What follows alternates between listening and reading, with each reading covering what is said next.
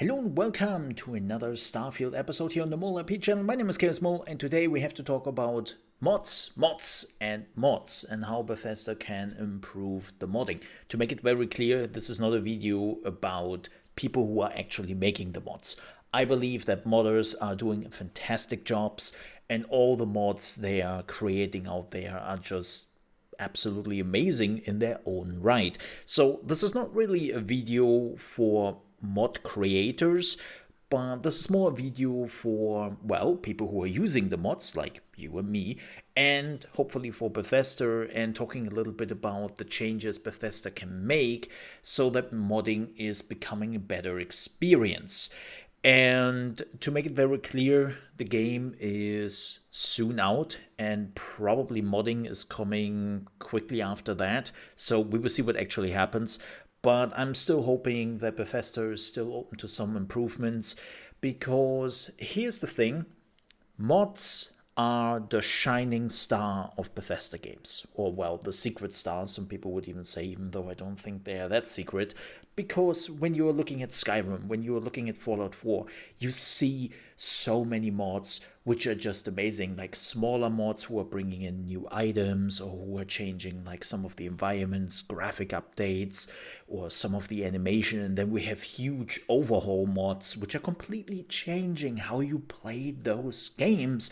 And let's be real here, the same thing will be true for Starfield. I can already guarantee you that after 6 months, when the game is out, we will get a Star Wars or Star Trek mod of some kind, and we will be able to play that, right? I see already so many like lightsabers getting into the game. It will be ridiculous. So yes, modding is coming, and then over time we will have even crazier mods we cannot even dream of yet. I mean, there is a mod in Fallout 4 which allows you to play Fallout 4 like city skylines, where you're building your own cities and manage like the wasteland, and it becomes a city management game instead of, well, Fallout.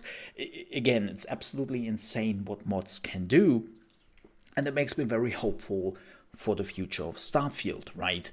So, with that said, there are a lot of improvements which could be made on how you mod the game. Because before we are getting into those improvements, let me tell you a little bit of a story.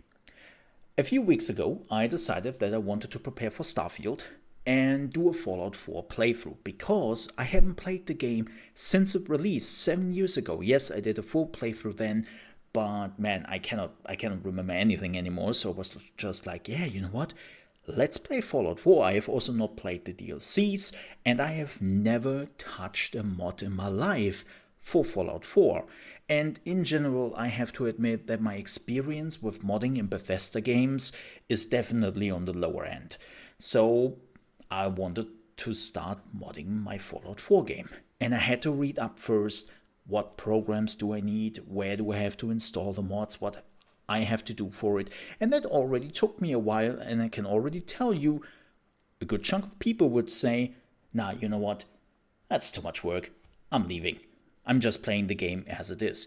Which of course is not great, because A, Bethesda wants that people use mods, so they are sticking longer with the game. And then of course the modders want that you are using their mods, right? They want that you're using the hard work they have put into those little additions to the game. So that was already a little bit like, okay, well, that's preparation. I'm okay with that. And so I was downloading not the download manager, the mod manager. And I was also thinking about getting a download manager for the Nexus mods.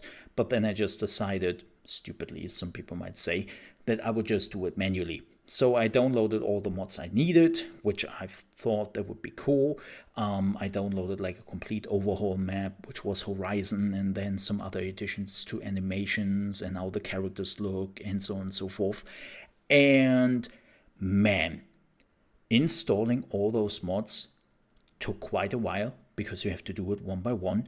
You have to know in which order, which is also really important. And just one mistake, everyone is telling you, oh boy, this will break the game. So it's like, oh man, this is a lot of work. So when I finally had everything set up, I was going into the game and I already saw it worked, right? The mods were there. I could start up the game, I could create my character, and then I was on my way to the vault at the beginning of the game, and the game crashed.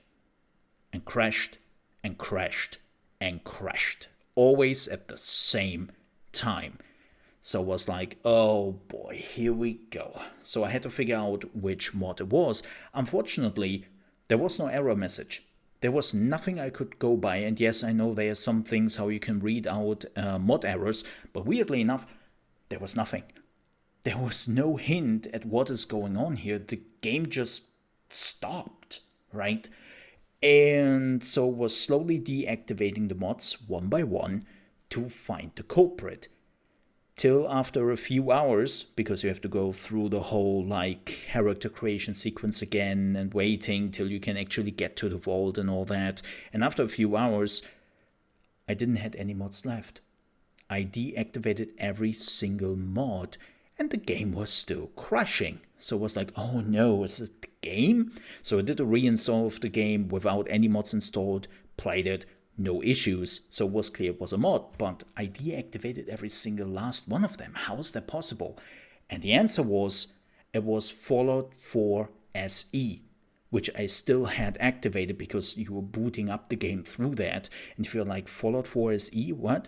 So the SE mod is the most important mod in every Bethesda game, because Bethesda puts some logs on the game so that you cannot go overboard with the modding and have a chance to make the game crash, or have a chance that even your console is exploding, because mods are also on console, right?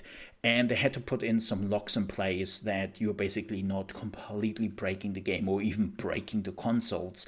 But as a PC user, you don't really care for that because you have much more oversight about what is happening on your PC, right? And so there is this mod which is removing those locks, and all those mods can use their full potential, and you need this mod. It's not up for discussion. There is no alternative. You need this mod, and that was the mod which was causing the problems on my PC. So what am I doing about it? I had to look for solutions for it, and the only thing which was left to just download an older version of that mod, and it worked. It fixed the issue. I could use my mods. But this whole process took me about, I would say, 14, 16 hours to finally figure out what the problem was. There is a time frame where most people are just leaving. It's just too much for them, and they're just like, yeah, you know what? Nah, I'm not putting up with this. I'm out. And when I have finally figured it out, some mods were still not working or were not exactly doing what they were supposed to do. And I was just like, you know what? Okay, they're not that necessary. Let's just leave it, right? But I can tell you, 95% of all the people at this point wouldn't really put up with modding. And this is, I think, where we are getting to the point of this video where we are talking about improvements and what can be done about it, what Bethesda can do. Because Bethesda has said that they have been already improving their modding tools. They have some great news for modders and people who are using mods. And I'm really hoping that they have an announcement, hopefully soon, they haven't done it yet, where they are talking about the improvements they have done to the game. And again, we will see when that happens. But here are my hopes of the improvements we will see in Starfield. And funny enough, if you're wondering, well, what can they improve to modding? It's just like how it is. People have to read up about the shit. People have to work through the shit. No.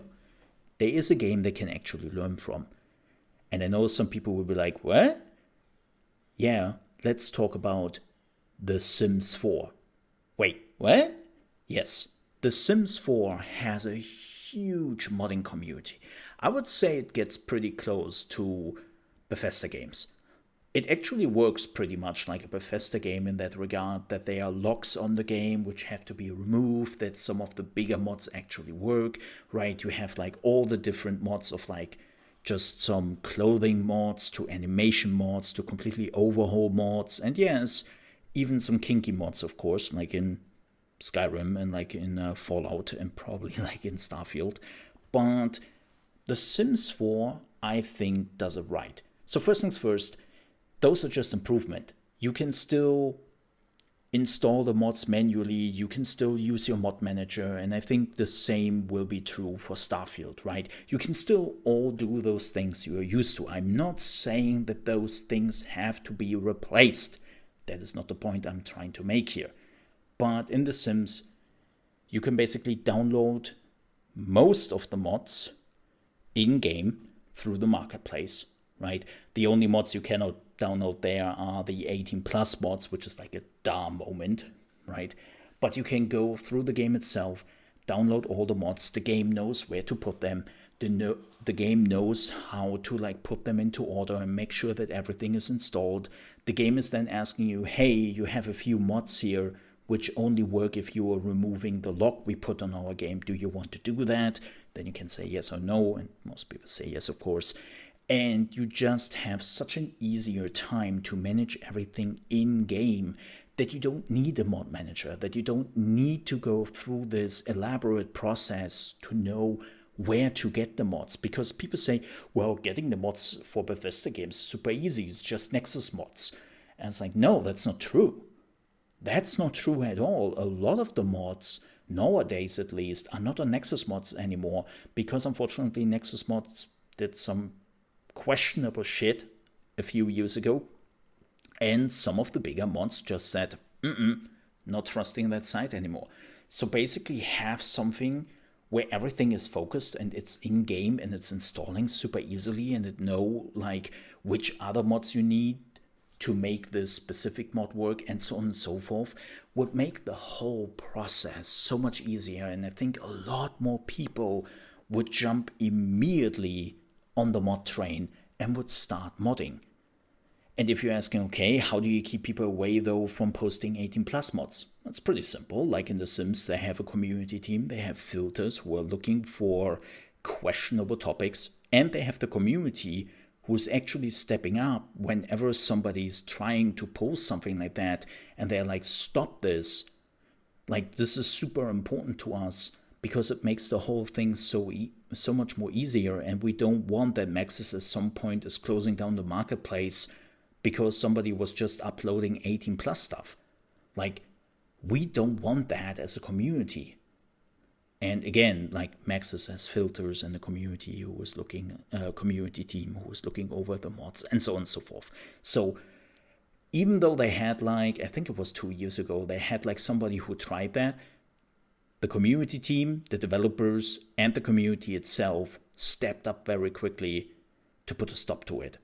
So the same can happen here with Bethesda games, right? But again, I just want to reiterate words. I'm not saying that the mod manager shouldn't exist anymore. I'm not saying that you cannot install Bethesda mods manually. I'm not saying that you shouldn't use like any websites where you get your mods from. What I'm saying is, I would love to have like a centralized feature in game, and not the one we have already in Bethesda games. I'm not talking about that monstrosity Bethesda already has in their games, because also, as I said, 90% of the mods are not on there because most of the mods are using SE, right, to remove the logs. So what I'm hoping is that in the future, Bethesda will have a better in-game tool for modding, because it would just open up so many more players to the whole idea of modding. And that's what you want, right? Because the longevity that brings to your game in an already crazy huge game is just amazing. And I'm really hoping that maybe Bethesda reached out to some of the bigger modders and even some of the smaller modders, and we're talking to them. Knowing Bethesda a little bit, I don't think they did it, but that would be amazing if they actually immediately reached out to some of the people and were like, hey, what do you want, right? Give me your feedback. And I'm hoping they also reached out to the community and maybe asked, okay, what can we improve? Or they saw it themselves. Again, if you need some guidance, Bethesda, look at The Sims 4. Seriously. It's really good. I have been modding in Sims 4 for a long time, and it is such an easy system. For most of the time. With that said, we are at the end of the video.